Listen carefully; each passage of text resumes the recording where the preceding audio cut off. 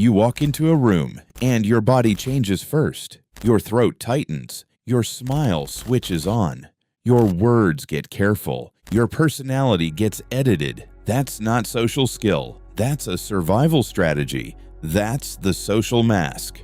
Part 1. The symptom cluster and the cost.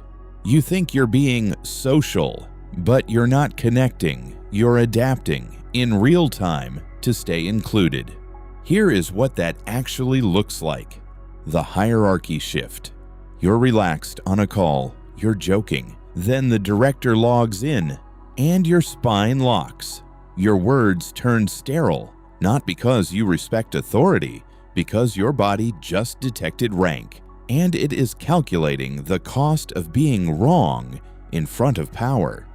The frictionless nod. Someone says something you fundamentally disagree with. You feel the friction in your jaw, and you nod anyway. Soft, agreeable, frictionless. You didn't change your mind. You made a purchase. You bought safety with your silence. The currency routine. You arrive at a gathering exhausted, heavy. But the moment you sit down, the role deploys. You become the funny, easy, low-maintenance friend, because in this group, that role is your currency. It is the only way you know how to pay for your seat at the table. The system regression. You cross your parents' threshold as a sovereign adult, and instantly, your body regresses. Your chest braces. Your voice thins. You become the quiet, compliant version of you that reduces fallout.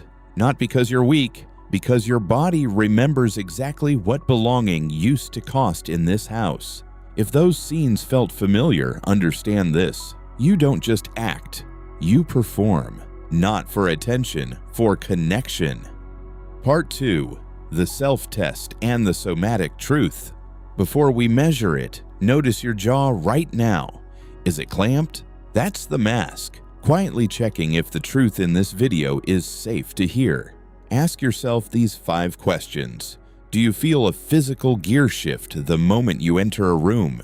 Does your energy change depending on who holds the power in the space? Do you mentally rehearse your sentences before you speak them out loud? Do you replay conversations for hours afterward, scanning for mistakes? Do you feel genuine, exhaling relief only when you're completely alone? If you said yes to 2, the mask is active. If you said yes to 4, it has become your identity. This isn't a mindset issue. It's a body-deployed strategy. Your throat tightens to thin your voice. Your jaw clamps into a polite smile. Your breath gets shallow. Your body is not betraying you. It is trying to prevent a specific biological catastrophe, the loss of the pack.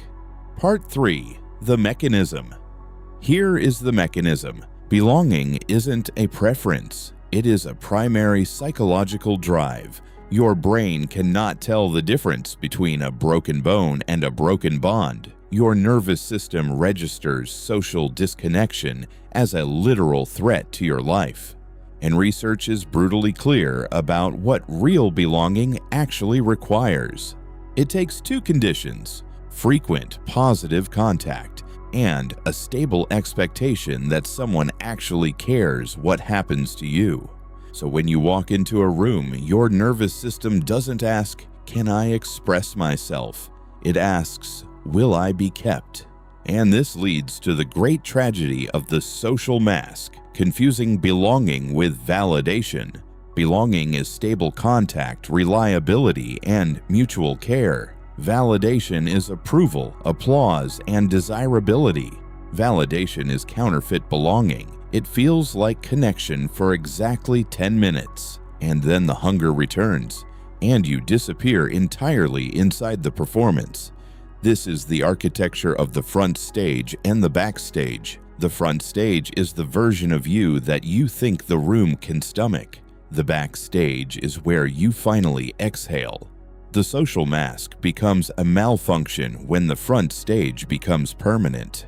It happens when you have performed for so long that you cannot find the backstage, even when you are sitting completely alone in your own house.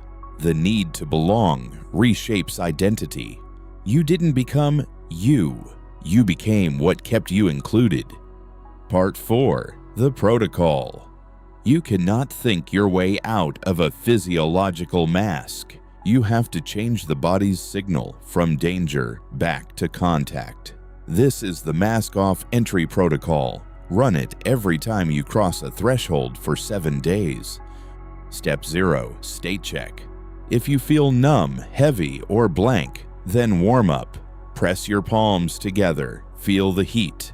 Take a slow exhale.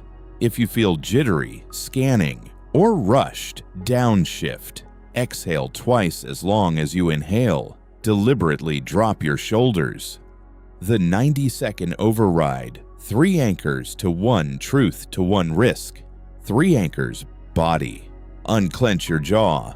Drop your tongue from the roof of your mouth. Exhale fully.